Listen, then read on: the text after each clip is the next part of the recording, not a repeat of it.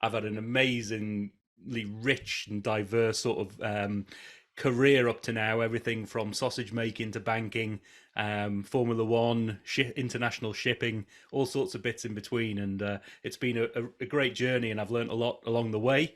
And now I help people independently, mainly using my experiences from the world of F1, a lot of the stories and the analogies, and the way things are done in that high performance environment really click with people. Yes.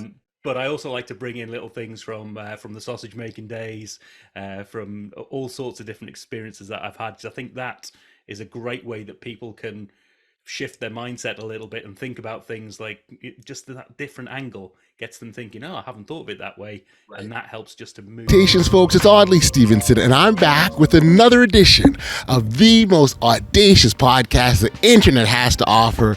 You've got it locked to the Audacious Living Podcast, and as always, it's an absolute pleasure to be here and continue our ongoing goal of helping our listeners live their best audacious lives ever. Welcome to episode 213 of the podcast, and I've got Paul Teasdale as today's guest, and he joins me all the way from the United Kingdom to discuss his very interesting career choices and path that's seen him hold a variety of positions, from working in a sausage making factory, banking or financial institutions, to an F1 Formula racing team. He's taken all these combined experiences and now uses them to help people perform better. He teaches them to individuals, and really it's an opportunity for him to elevate others as a speaker, coach, and consultant.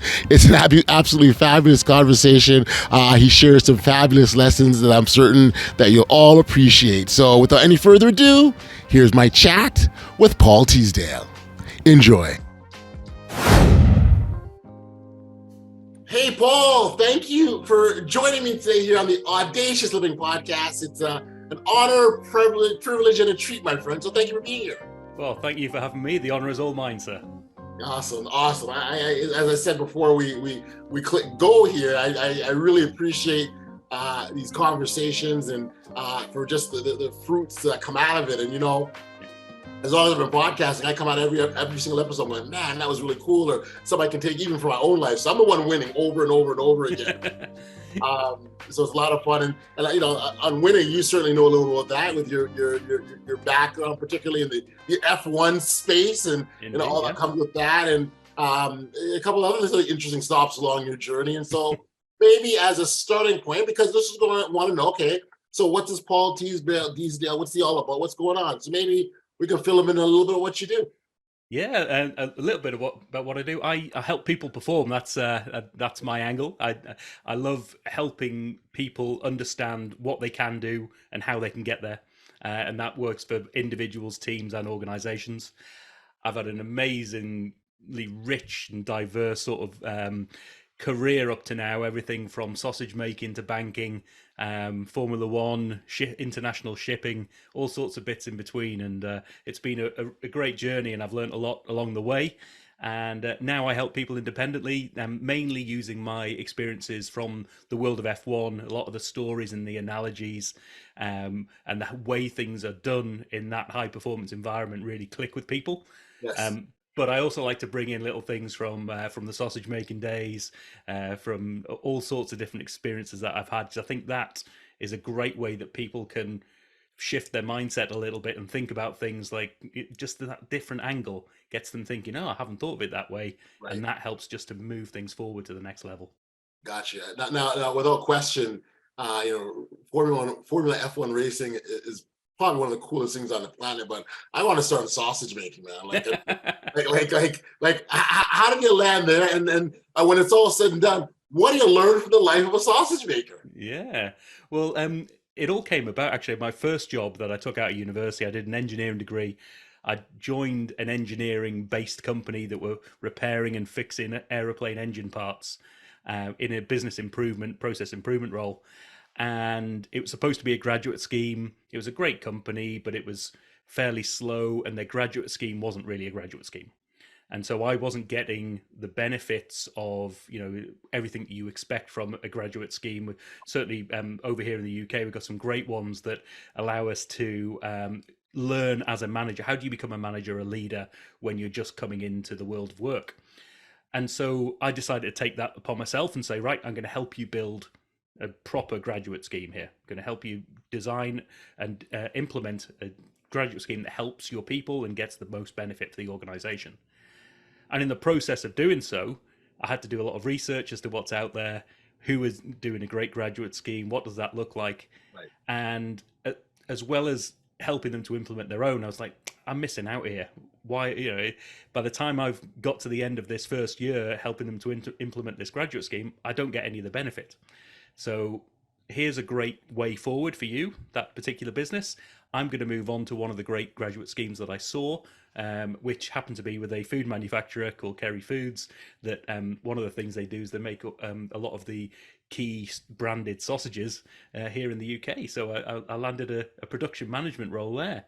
Okay. And yeah, it was a journey. I tell you, everything from the first part of it, working with what they call the meat prep team, where they, these are guys who used to be butchers, and because the factory had changed over the years from butchery through to purely just sausage making, and huge amounts of experience making these products to the right recipe every time, making sure it was right and good quality. And I come as a wet behind the ears manager going, I think we should change your brake structures and we'll make you more productive. And Right. next thing you know, I'm having to, step back and go, you know what? I'm sorry, guys. I thought I knew it all, but I don't.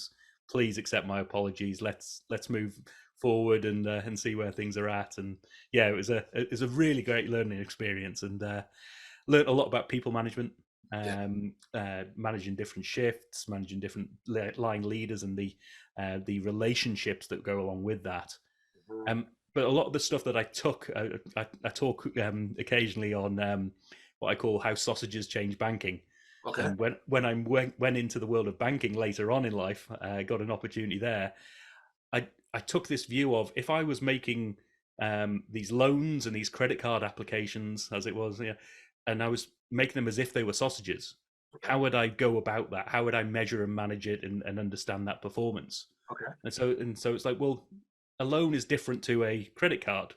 So you've got to think about, you might have a premium sausage versus a standard sausage, or a chipolata. All of them have different run rates and different problems with them, different expectations. And so you've got to set that expectation by your different products and measure people according to what they can actually do. And this was a very different way to how they were measuring and managing their performance. And it just by bringing in a different language, and this is where the F1 stories come in. You just give people something to connect to and go, actually, what are we making today? Right. And I think the analogy works well. Like, I mean, again, you're not literally treating people like sausages, but you're envisioning that process, and you're applying those same principles. I actually just want to kind of go back a little bit, because you did an illustration of when you first got into the factory and you started doing what you thought was best, if you will. And I find it interesting. Many times we got, say, new managers, and I've always said one of the first things that new managers when they come into an existing space really do is do a lay of the land, right? Yeah. You've got people there who have probably got several years of experience, as your butchers did. Very much so, yeah. There's things that they already know, and there's a certain level, and respect sounds like a really strong word. We want to use that, right? A certain level of respect that they should be engendered because of the fact they've got the knowledge, they've got the experience, they've got the skill. Yeah. I definitely learned the hard way. I did things as wrong as you possibly could in those early days. I literally, within the first couple of days, there's only a team of about 5 or 6 guys on this shift, and they That's all you need, right? And I was literally standing there. I had my pad and my pen, and I hardly said a word to them, and I just watched them, and I was writing things down. I mean, what kind of engagement is that? What kind of leadership is that? And then off the back of all of that, I said, right, we're going to bring you into a room. I've got some great news, guys. I'm going to make you more productive. And I'm going to do this by changing your shift patterns and changing your brake structures. And that obviously went down like a lead balloon, really. So. Yeah.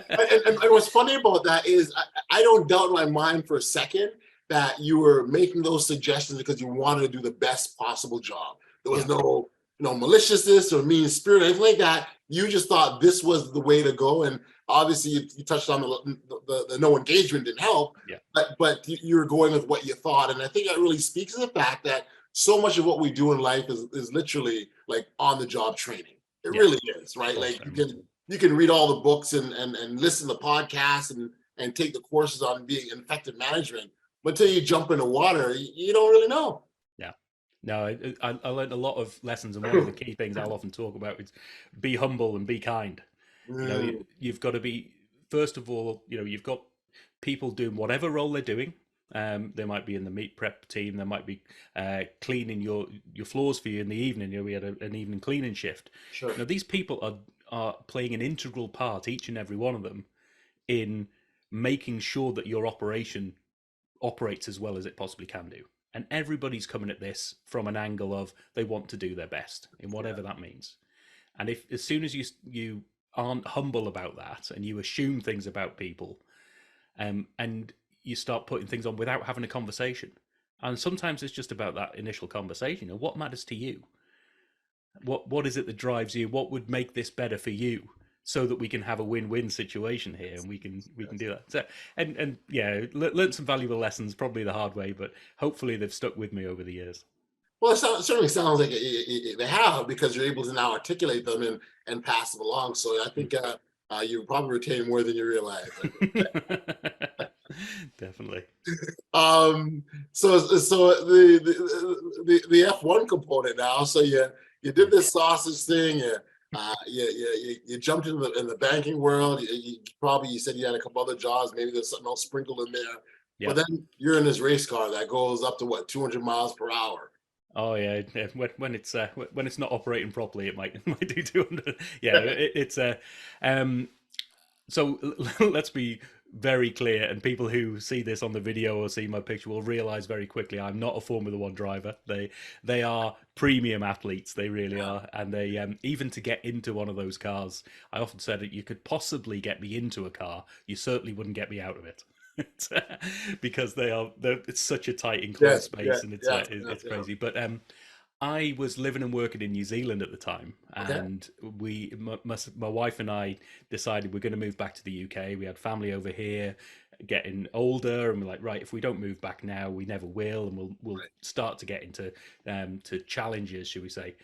So I've reached out to my network, and this is a great thing for anybody to do at any stage, is use your network, use your friends and family, and just ask the question, because people will always want to help, and they'll always have some little nugget that will help you. Yes.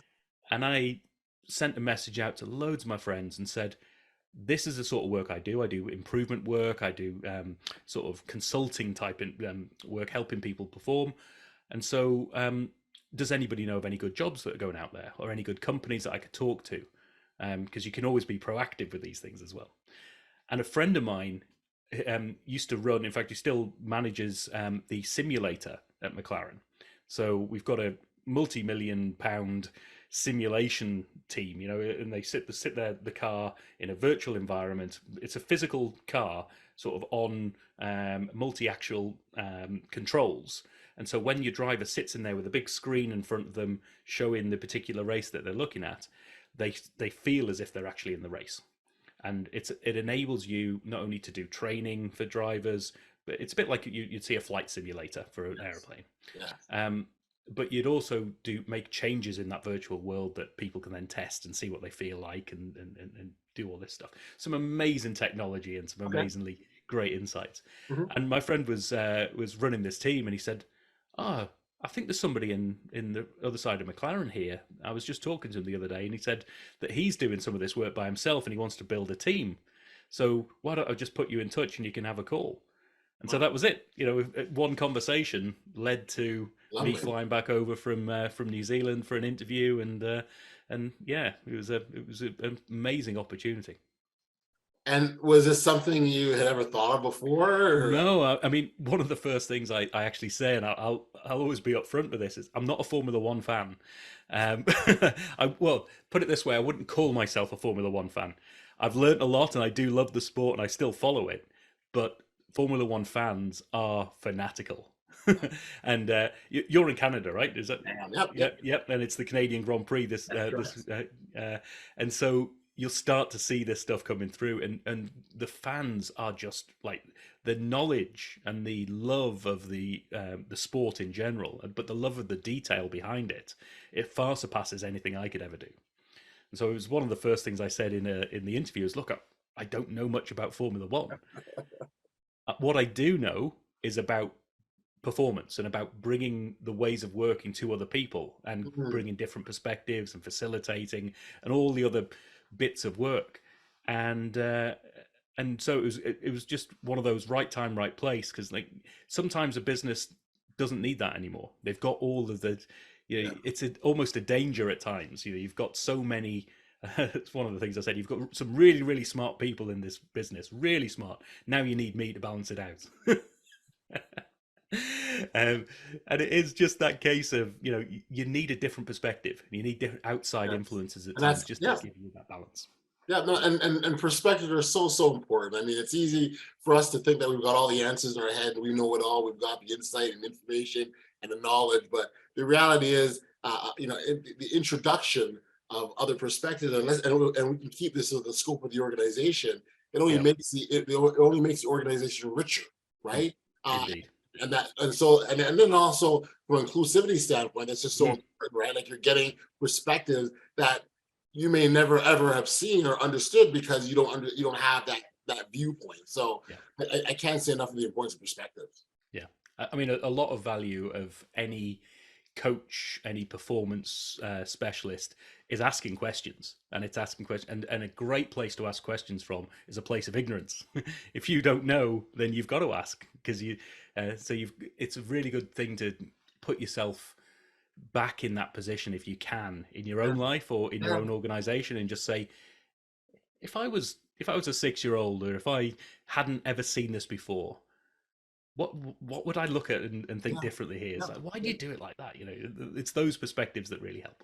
Well, and the other reason why I absolutely love questions is because what it does, it breaks down the judgments, right? That we kind Yeah, of label. Like if you're asking questions, there's no room to come to a final conclusion and have a judgment because you're yeah, asking questions. And so I think the more inquisitive and the more we expand our own individual curiosity, the better it is for first of all, we're just from a no judgment zone for sure, but yeah, just our own learning and development. We just yeah, learn more.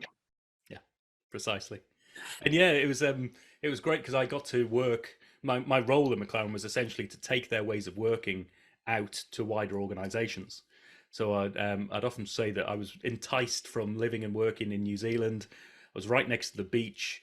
I was Nice. working in a fabulous office there, and I came to work in Woking, which is just outside of London here. I had a windowless office, Wow. and my first job with McLaren was working on supermarket shelf stacking. Okay. So it's just like it's not all glamorous, but Oh, it was a very interesting project and piece of work in its own right, dealing with 1 billion pounds worth of labour just to put stuff onto shelves every year. And so if you can bring a Formula One mindset to that environment, imagine if all you would need is a 10% improvement and you've got your 100 million saving right there, and it's those finding the right places to target performance improvement is one of the first things I'd always talk to people about. It's like, where's the benefit? What are the results you're trying to drive? yes. And yeah, we had some amazing experiences at McLaren throughout those I years. love it. You sort of talked about some stories and analogies that fit into the leadership framework. I wonder if you can share a couple of lessons that you picked up from when you reflect back on your experiences. Yeah, there's a couple of lessons and a couple of stories that really come to mind, Okay. and a couple that really stuck with me. One is about uh, tend to be around little phrases that stick with you, and the first one is about decisions at the point of most knowledge. Okay. So it's like, who are the people making the decisions in your organization, particularly in times of crisis, and Yes. is it the people who have the most knowledge? And the story that comes about with this is, I think it was Fernando Alonso's car, 2 minutes to go before the race starts, and there's something wrong with the car. Okay. So we've got the engineers literally underneath the car trying to see what's going on, trying to fix it, and you've got a mechanic who's probably in his early 20s, um, they relatively high turnover in those teams and the mechanic teams because it's a tough job in its own right. Yeah. And so you've got somebody with what you would term relatively little experience, and they're making the decision as to what to do in that moment that can literally cost your organization millions of pounds. Yes. Because if your car doesn't start the race, your car can't finish the race. Right. And if your car doesn't finish the race, you can't win or get points. So, yeah. And the great bit about this story was it comes from a senior leader in that team was standing in the pits, because quite often you'd have these senior leaders with guests, with some sort of sponsor client guest, and they'd be showing them around, giving them the champagne and the big tour. And the guest was like, "You seem really calm. There's 2 minutes to go. You know, if this guy doesn't get the car going, then you know your whole race is messed up. You know, you can't do it. So why aren't you jumping in there? Why aren't you essentially micromanaging and going in and doing it?" And the story that you say is, that isn't my job. In that time, in that moment, my job, it's too late. What I'm here to do is do two things. One, I need to understand what went wrong so that we can learn from it and move forward. And a really important one, another little phrase that I love as well, is my job is to look for the eyes. He said, "Oh, what do you mean by that?" He said, "Well, as a leader, looking at people in times of crisis, in particular, people in times of high pressure. Right. I'm looking at that team to see, where do their eyes go? Because they're physically looking, and you can't help this. It's natural human behavior. They're looking for people to support them and lead them in that moment. Right. And whoever they're looking at is a leader in that team. Now, they might not know it yet. They might not be in that position, but there's something about them that means that people look to them in times of crisis. And if I can recognize who they are, I can grab hold of that and I can enhance it and get the most out of that individual and the most from my organization." And so it's a wonderful story, I think. It's certainly a great story. I certainly love the point just around the idea of whoever's doing something that's impacting people can be a leader. Right. Yes. We oftentimes get caught up in titles and positions and, think that you're bestowed that title or position, then you in fact are a leader. And that is the furthest thing from the truth, because your reality is it's what you do, it's who you are and how you impact others. And so I'm really glad you touched on that. Yeah. Now, I think there's a big lesson as well. I've talked to a lot of clients about this from a understanding your role as a leader in those moments. Yes, because the natural reaction is to want to get involved, is to want to try and do something. Particularly if you've come up from that, from that role or that knowledge, you want to get involved, and you've got to let people scrape their knees without breaking their legs. It's like you've got to give them a chance. So yeah, I like that one. Scrape their knees before breaking their legs. I like that. No, but there's much truth to that. There really, really is, and I think if more of the leaders can sort of adopt and accept that and embrace that, then the better it is. Yeah. Not that I'm hungry for stories, but I would love to hear another one about that another lesson. There's another one that comes to mind about culture. So you'd often talk, building a culture. Another really important part of leaders' role is to deliberately and purposefully build that culture and understand what it is that you want. And how do you shape your culture to get to where you need to be? And one of the key things that McLaren did so well over the years, and one of the ex-drivers used to say this: there's a culture of responsibility, and that culture of responsibility is driven predominantly, not exclusively, but predominantly by the fact that the data is so well trusted that people aren't arguing about what the data means. If the data says there was a problem, everyone agrees there was a problem, and so they take the responsibility. And this driver would say, "I'm going into a corner, and I have braked like half a second too late, right? Or my steering angle is slightly off to where it should be from perfect. By the time I'm out of that corner, because of all the data that's been captured, the engineers know exactly that it was my fault because I didn't do what I was supposed to do at the right time. And I've got two options then. I could either, and this is what I've seen in a lot of previous organizations, is I could say, oh, it wasn't my fault, it was something else, it must be wrong with the car, it was set up wrong, blaming others essentially. Or you can take that responsibility and say, yes, I didn't get it right that time. What can we do as a team to make sure that doesn't happen again? I love that, because that's building on, right? Like, and learning from your lessons and quote unquote your failures, if you will. I say quotation marks because I think failures can be proved to be a wonderful thing. But just building on what you've done in order to get better, and that's what we're talking about, is get better. Yeah, and the key bit within that is the data is trusted. It doesn't have to be 100% accurate. Although the level of data, the level of accuracy in the world of F1 is unbelievable at times. But if your data isn't trusted, then people won't use it, or they won't believe in it, and therefore decisions will be made against that data when it should be supported by that data. And therefore, you've wasted a lot of time and effort and money. And I see this in so many organizations I work with, putting a lot of effort into, can I get more accurate data? Can I get better data? Actually, can you make your data better, be trusted better by your people? And if you can do that, you'll see benefits much quicker. Oh, sure, you sure. But again, it's that trust. You talked earlier about the importance of kindness, right? Like all these things that, it's funny because things aren't normally associated with the leadership space, usually. No. I think now, in recent years, we're talking a lot more about things like love and appreciation, and those sort of sentiments. But that's not something that was familiar really to the leadership space. Yeah, no, it's it is definitely, people are seeing the value of just being simply a good human and talking to people and understanding their motivations and just changing things slightly, giving slight nuances to how you do things will help get the most out of people and will pay back in tenfold at least, probably. Huge dividends for sure. For sure. You talked about the data before, and so I think what's important, because oftentimes leaders will, when it comes to decision making, they rely heavily on the data, right? Yep. But there is an aspect where and I'll use the term, people have to trust their gut. I sort of talk about you fighting that battle between what your head says and what your heart thinks you should do. Yeah. No, I learned a lot about data and data-driven support, or data-driven decision making, data-supported decision making.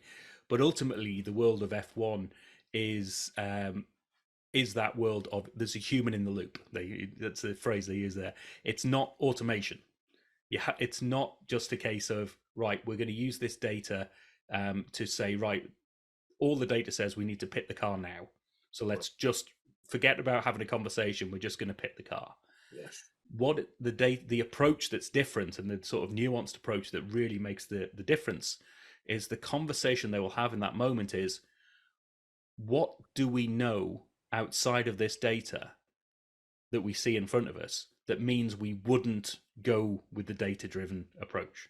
Right. And that might be somebody saying, the driver saying, I'm not feeling it. And literally we'd always joke that Fernando Alonso was a very highly paid driver, amazing driver, still is.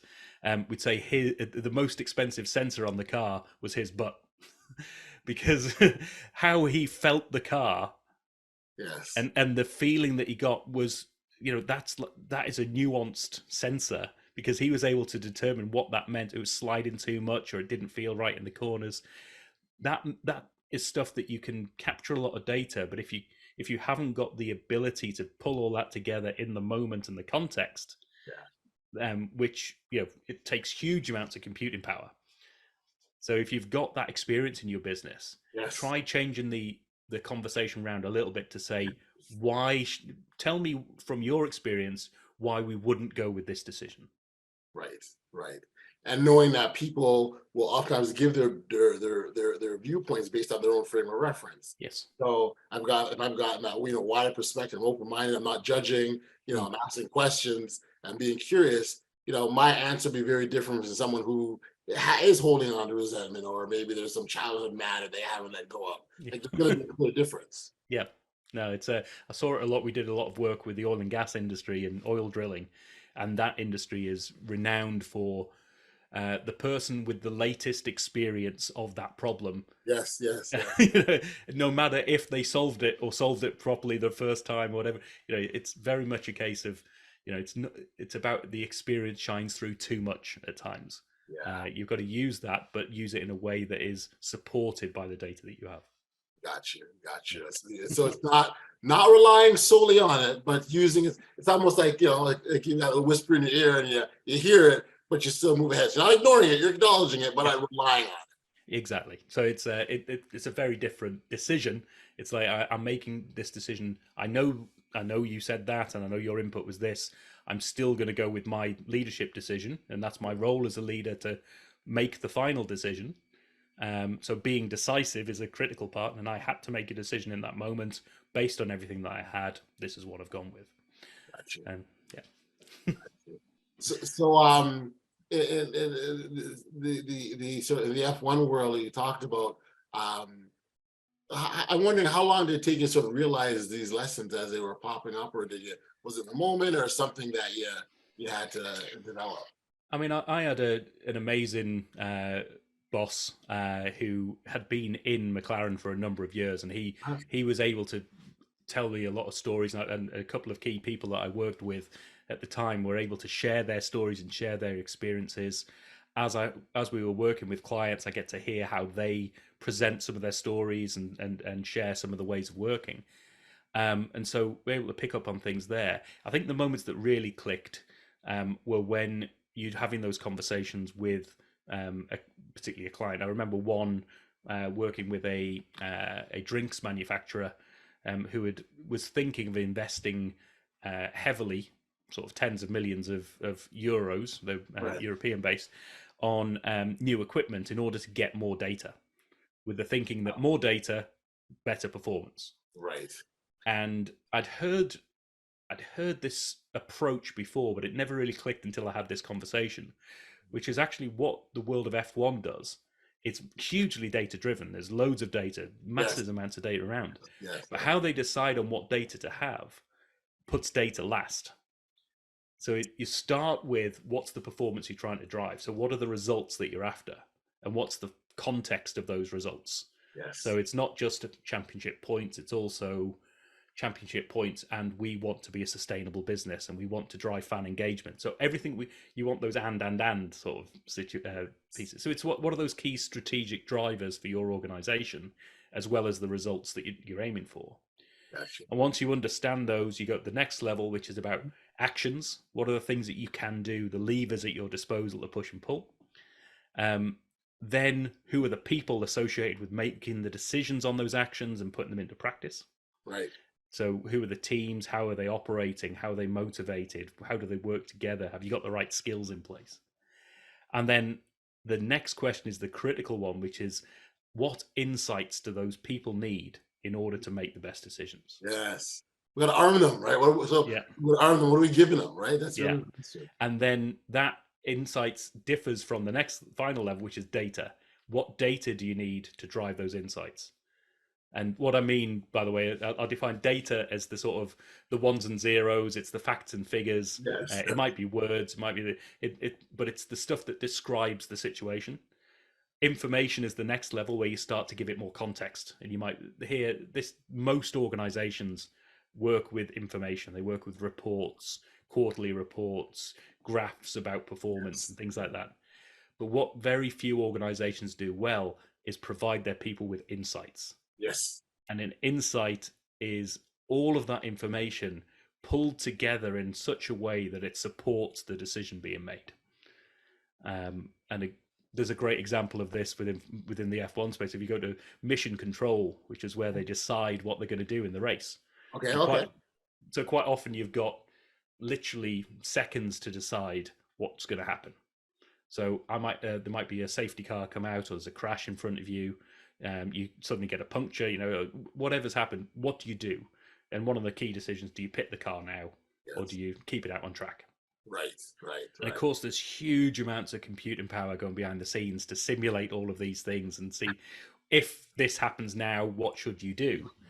and they present this information, this data, back to the people in mission control in a very simple visual manner that says, here's my position on track right now. Right.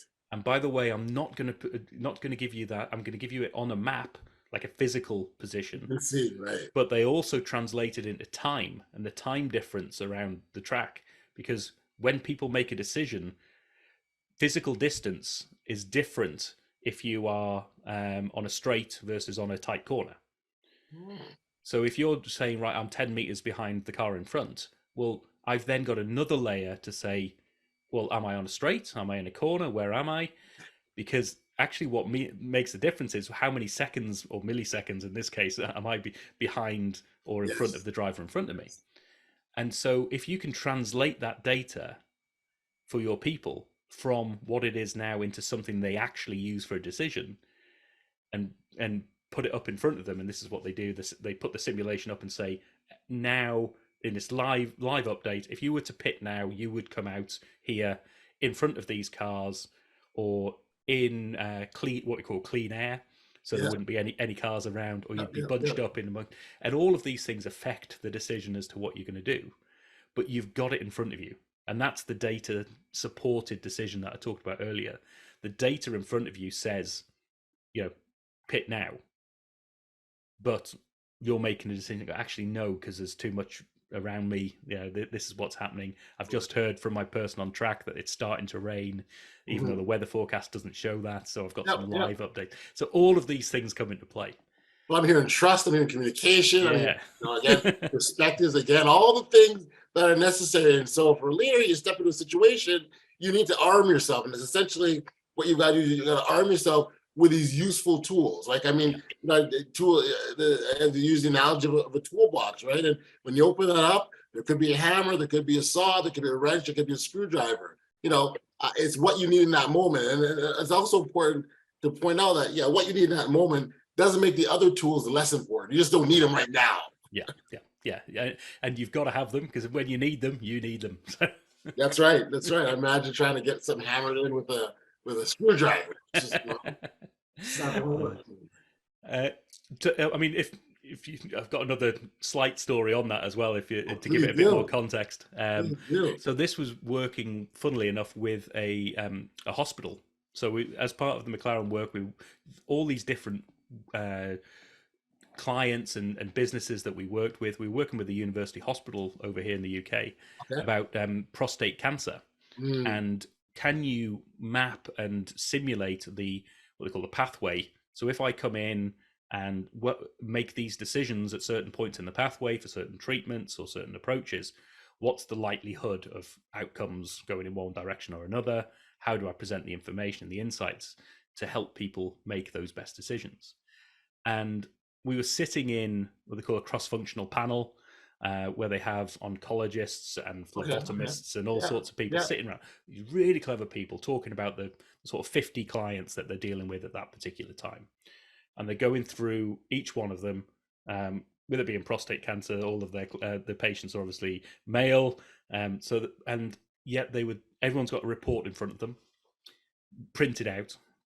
And everyone would be, they started off, right, first patient we're looking at is a male who was born in 1977, and he's presented with this thing.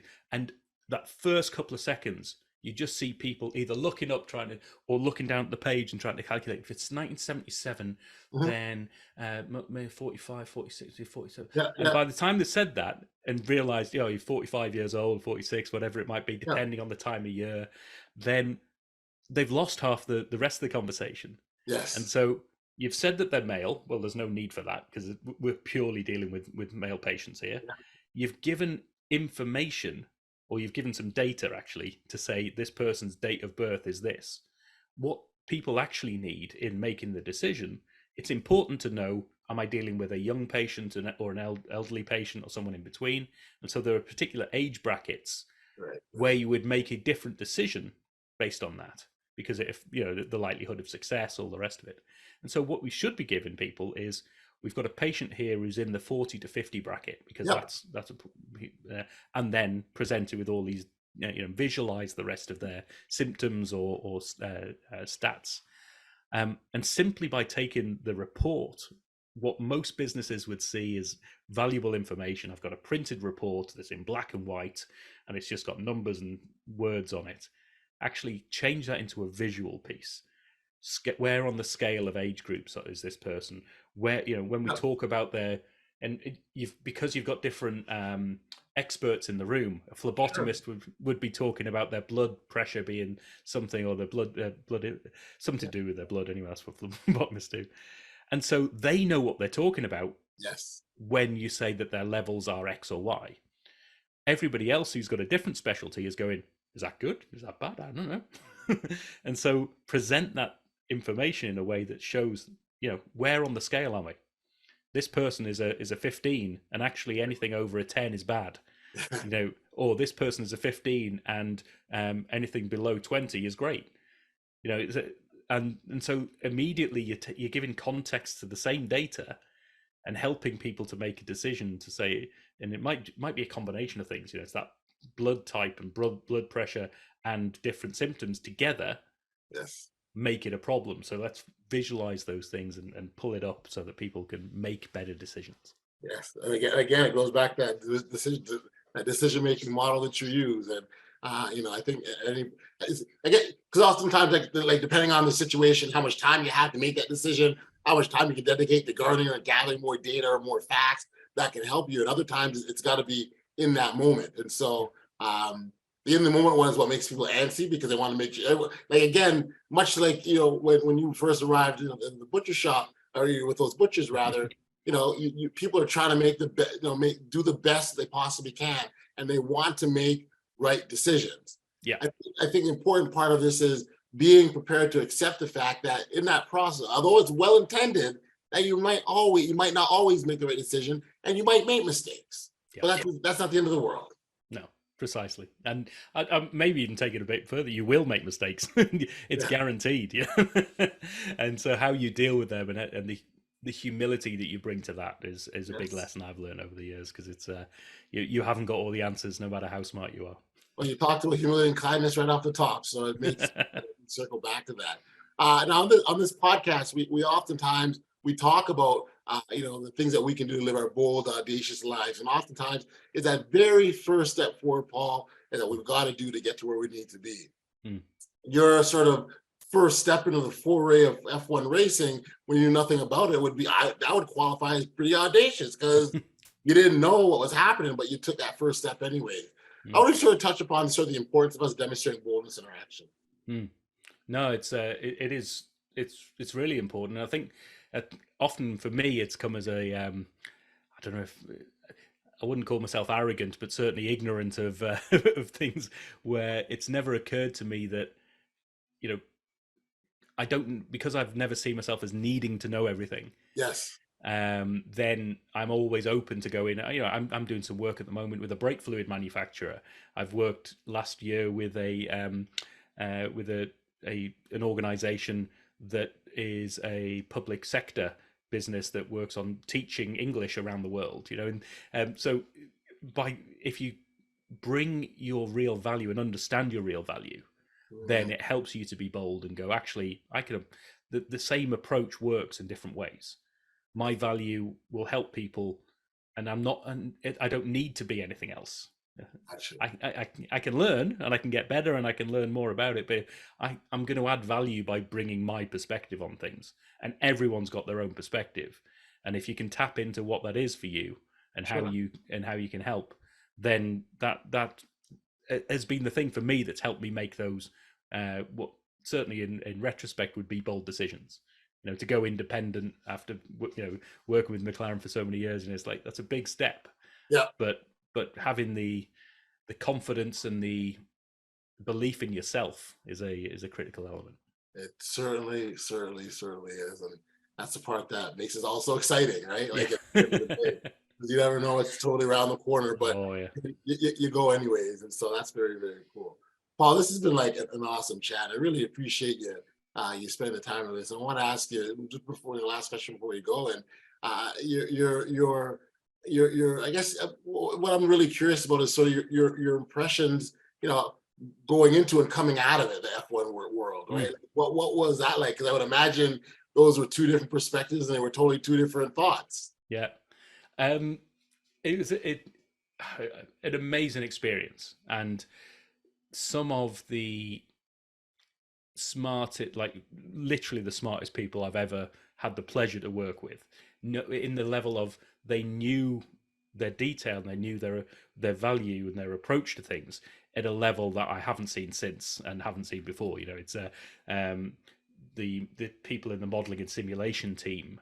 There were a few guys who were literally just out of university, and how they approach problems and their level of ability to code something and come up with an answer and a model within a day or two or within a couple of hours. It's just like, this is mind-blowing compared someone who's still working on Excel files and trying to do bits and thinking I'm doing good with a couple of complicated formulas. So amazing people. But my role was different in that I was there to help them do the right thing, particularly from a client perspective. What you often get with people like that is they like to do the thing right. So they were very clear on, right, we need to do this model, has to be perfect, and it's got to be really good, and it's got to take all these things into account. And I'm trying to bring the business perspective of going, that's an interesting problem. Yes, it's not a valuable problem in this context for this client. So let's just pull those reins back a little bit. So amazing experience working with great people. It's not all shiny behind the scenes. There's a lot of, it's huge high pressure, but people generally do it because they love what they're doing. A lot of them will be around, they've been Formula One fans. I mean, it is the top of the game in any mechanical, you got a mechanic or a mechanically minded person, and they'll often dream of working in a car manufacturer or something like that. And this is the level above that. It's the level of detail and level of expertise is tremendous. But it wasn't all positive behind the scenes. There was performance wasn't always great, but there are lessons to be learned within that. But what I've learned going forward is that it's these stories. Even if I'm not an F1 fan, and if I don't know the technical detail of everything, if I can't name which corner happened in 1986 because with this driver, and which a lot of F1 fans do, then but that's not the value I bring. I can bring here's what I learned from that world, and share it in a way that helps others apply it. And that's what I've taken from it, is that all of those lessons that you can pull out from those stories, if people can connect with them or connect with the problem that they're facing at the moment, then that's the bit that actually makes the difference. No, that's amazing, Paul. I tell you, it's to be a difference maker, and leaders have a unique opportunity to do that in so many ways, and the way they can touch and impact people. And for me, the part that I love about that is you can impact people by just using the simple tools like kindness and empathy, for example. And those tools can have profound impacts on people. Like, for example, if you asked, you went around the room and you said, hey, who is your favorite leader, right? Or favorite manager, person you work with, everyone, I'm sure, can come up with one. And I'll take it a step further, because if you ask them what they liked about that individual, it'll oftentimes be those small little things. They took the time to listen to me. They asked my perspective. They learned. It'll be something like that. And I think it's good, because people need to understand it doesn't need to be these big, grandiose gestures to make you loved as a leader. No, I'll tell you a story outside of F1 if you'll indulge me for a second. This is when I was living in New Zealand, working for a big dairy company out there. They were doing milk powders and cheeses and all sorts of bits of them. And we've got leaders there of this team who were in charge of a multi-billion-pound business, and we're working with their leadership team. And we said, right, we're going to look at how do we change the ways of working in this team, because a lot of people were getting towards burnout. People weren't performing as they could as leaders of their different departments, should we say, within that organization. And as a senior leadership team, we weren't recognizing, weren't getting the most out of them. And so we had the leader of this organization, and through some prompting, some coaching, just have that initial conversation. why do you want to improve? What would that mean to you if we were to get this team working better? And some people would say, that would accelerate my career, or that would help me to move this. And one guy still sticks with me to this day. And he said, if we can make better decisions and work better as a team, maybe one day a week I can get home to see my kids before they go to bed. And that stuck with that leader in a way that nothing else would. And it's like, now that leader is going to drive for change and make sure this happens because he's got that personal connection with the people in his team. It's like, I don't just want to do it. Yes, it's driving millions of savings, or it's doing this. That loses its sort of luster a little while. The numbers sort of fade into oblivion at times. If you can connect with the people in your organization and say, this means that this guy gets to go home and see his kids a couple of times a week, that he doesn't now because of the decisions I'm making as a leader. Ooh, that motivates you. I love that. It's almost like, and again, the piece about it, they don't have to be split-second decisions like you are in a racetrack. Sometimes they need to be, but other times it's you can process it and bring in the experts and bring in other perspectives and increase your knowledge before you make that final decision. That's really, really cool. I like that. Paul, this has been awesome, man. I really do appreciate the perspective you brought in leadership, and especially in the F1 world, and obviously your sausage making background has some relevancy also. For our listeners that want to learn more about you or catch up with you or follow you, where can we send them? Best place probably is my website. So I got paulteasdale.co.uk. And from there, one of the first things you'll see, a little pop-up, book a 30-minute conversation with me. It's not a sales pitch. I just want to hear people's perspective. I want to hear what they're interested in. And if I can add value in those calls, then brilliant. Or you can find me on LinkedIn. And so, I'm quite active there. You can, follow me on Instagram as well.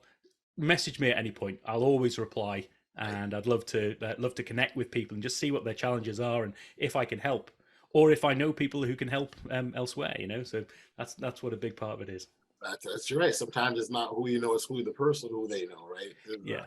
And if they want to listen to my podcast as well, I'll give that a plug as well. So I've got a podcast called Helping People Perform, and I speak to people who are helping others perform in different ways. And that's a great way of connecting with those different people who are helping others in various different manners. So give that a listen. Paul, thank you for that. I certainly think you hit the nail right on the head when you're helping people perform to be better leaders. And I think, that's all you can ask. And also recognize it's an individual journey that we're on. And so when this person gets there versus with that person, it's not going to necessarily be the same, but you're still moving in that direction. So that's awesome. Thank you for doing this, Paul. Thank you. Oh, thank you. It's been amazing. Loved it. Awesome. See you next time. Take care. Back we are here on the podcast and of another episode of the Audacious Living Podcast. And as always, I send my thanks and appreciation to our amazing listeners and all those lovers of Audacious who continue to support this podcast. I certainly extend my deepest appreciation and gratitude. To our Spotify listeners, as a reminder, do know that if you head over to the Spotify platform and check out this edition of the podcast, if you haven't already done so, then you can participate in some online questions and give you an opportunity to engage with this episode and let us know how you think, as well as there is an online poll which you can also contribute to as well. I look forward to reading your comments. Until next time, stay safe, be kind, show love to one another, and be audacious. You've been listening to the Audacious Living Podcast, hosted by Audley Stevenson. If you enjoyed what you heard, be sure to like, subscribe, and share. Until next time, be audacious.